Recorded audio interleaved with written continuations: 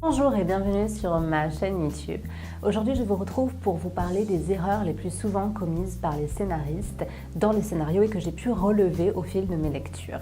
Puisque je pense que l'on apprend toujours des erreurs que l'on commet les uns et les autres, j'ai décidé de partager ces maladresses les plus fréquentes pour vous éviter de les reproduire et pour vous permettre d'avancer avec un petit peu plus de méthodologie. Alors, une erreur que la plupart des scénaristes font, pour ne pas dire tous, c'est d'ajouter beaucoup trop d'éléments à leur intrigue. Les scénaristes ont en effet tendance à ajouter beaucoup trop de personnages qu'il n'en faut, trop d'éléments structurels comme des événements qui ne servent à rien, qui ne font pas avancer l'intrigue dans le bon sens ou qui n'ont rien à voir avec l'intrigue principale. Alors pourquoi les scénaristes font ça ? Eh bien, c'est parce qu'ils sont à court d'idées. Ils ont l'impression qu'en ajoutant le plus d'éléments possible, leur histoire va quelque part. Or, en fait, on se rend compte que ces éléments-là, en général, n'ont pas vraiment de lien avec la trame principale et sont là uniquement pour combler les vides.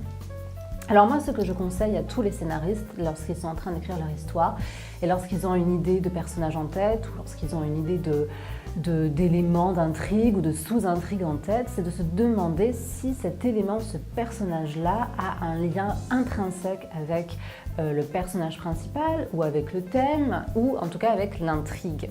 Si ce n'est pas le cas, si vous sentez en vous-même que ces personnages-là ou cet élément-là ne va rien apporter de plus et n'est là que pour combler des vides, pour écrire, simplement écrire, eh bien oubliez-les. Oubliez-les et tâchez de trouver d'autres ressorts. C'est en tout cas ce que moi je conseille à mes scénaristes. Deuxième maladresse la plus souvent commise par les scénaristes, c'est de créer des personnages manichéens, c'est-à-dire des personnages qui sont tout méchants ou bien très gentils. Alors, s'il ne s'agit pas d'un parti pris, auquel cas très bien, eh bien il faudra retravailler vos personnages. Pourquoi ? Parce que dans la vraie vie, vous ou les personnes de votre entourage n'êtes ni tout à fait bon ni tout à fait mauvais. Vous avez des défauts, vous avez des qualités. Et bien puisque le cinéma n'est autre que le miroir de ce qui se passe dans la réalité, et bien vos personnages doivent aussi avoir des qualités et des défauts. C'est-à-dire que si vous êtes en présence d'un personnage, dirons-nous, méchant, vous devrez lui donner 2 ou 3 qualités. Si vous êtes en présence d'un personnage très gentil, eh bien vous devrez lui donner 2 ou 3 défauts pour éviter d'agacer le public et de le rendre tout simplement crédible. Et puis surtout, n'oubliez pas également que les personnages existent aussi dans leur rapport aux autres, c'est-à-dire qu'une personne A, par exemple, peut être vue comme quelqu'un de très bon et de très gentil par une personne B, mais au contraire, perçue comme quelqu'un d'extrêmement méchant par une personne C. Cela dépend de la nature de leur relation et du passé qu'ils ont en commun.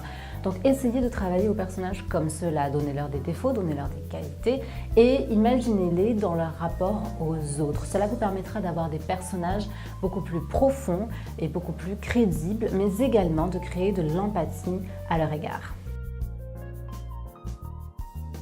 Autre maladresse que l'on retrouve souvent dans les scénarios, c'est des problèmes d'objectifs et des problèmes d'intrigue, que j'appellerais en fait objectifs et intrigues instables. Alors pourquoi ? Tout simplement parce qu'au début, lorsque les scénaristes commencent à écrire leur histoire, ils font bien leur travail, ils donnent un objectif à leurs personnages principaux et des obstacles qui viendront constituer plus tard l'intrigue, enfin l'intrigue et les sous-intrigues. Sauf qu'on se rend compte à la lecture, en général vers l'acte 2, que l'objectif n'existe plus, l'auteur l'a oublié et l'intrigue en fait évolue de manière totalement aléatoire et sans lien intrinsèque avec le sujet. Alors d'où cela vient-il ? Eh bien cela vient d'un problème dans l'intention, c'est-à-dire que l'auteur ne sait plus trop vraiment où il va avec son histoire, ne sait plus quel message il veut véhiculer, enfin bon bref, il est complètement noyé. Alors moi ce que je recommande aux auteurs pour éviter cela, c'est de réfléchir à leur sujet, de réfléchir au message qu'ils souhaitent véhiculer avec leur sujet et de transformer cela en émotion. Prenez une feuille de papier, notez toutes les émotions que vous souhaitez transmettre au spectateur et transformez ces émotions en points d'intrigue, en points d'action. C'est-à-dire, qu'est-ce qui pourrait se passer dans mon histoire pour que je puisse véhiculer l'émotion souhaitée au spectateur. Et voilà. Et enfin, dernier point problématique pour les scénaristes, que je retrouve très souvent dans les histoires, ce sont des problèmes de rythme.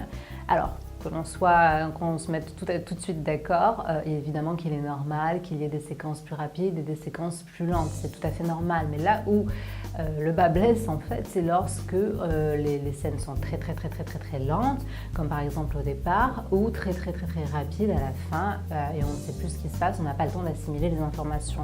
Il faut éviter de passer d'un extrême à l'autre de manière trop rapide.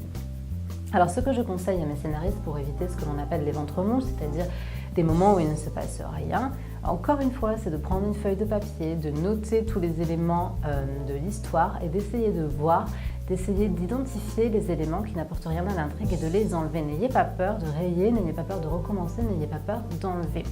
Et attention aux dialogues également, parce que les dialogues sont souvent inutiles. On se rend compte que les scénaristes utilisent les dialogues pour paraphraser ce que l'on voit sur écran, ce qui a pour conséquence, c'est bien de ralentir les scènes. Alors demandez-vous encore une fois si les dialogues sont vraiment utiles, s'ils apportent une information importante à l'histoire, et privilégier l'émotion. Et privilégier l'émotion passe souvent par le silence. Voilà pour ce qui est de ce sujet consacré aux maladresses les plus souvent commises par les scénaristes dans leurs histoires. Évidemment, un article est disponible sur mon blog à ce sujet. Je vous invite à aller le voir. Je mets en tout cas le lien dans la barre de commentaires.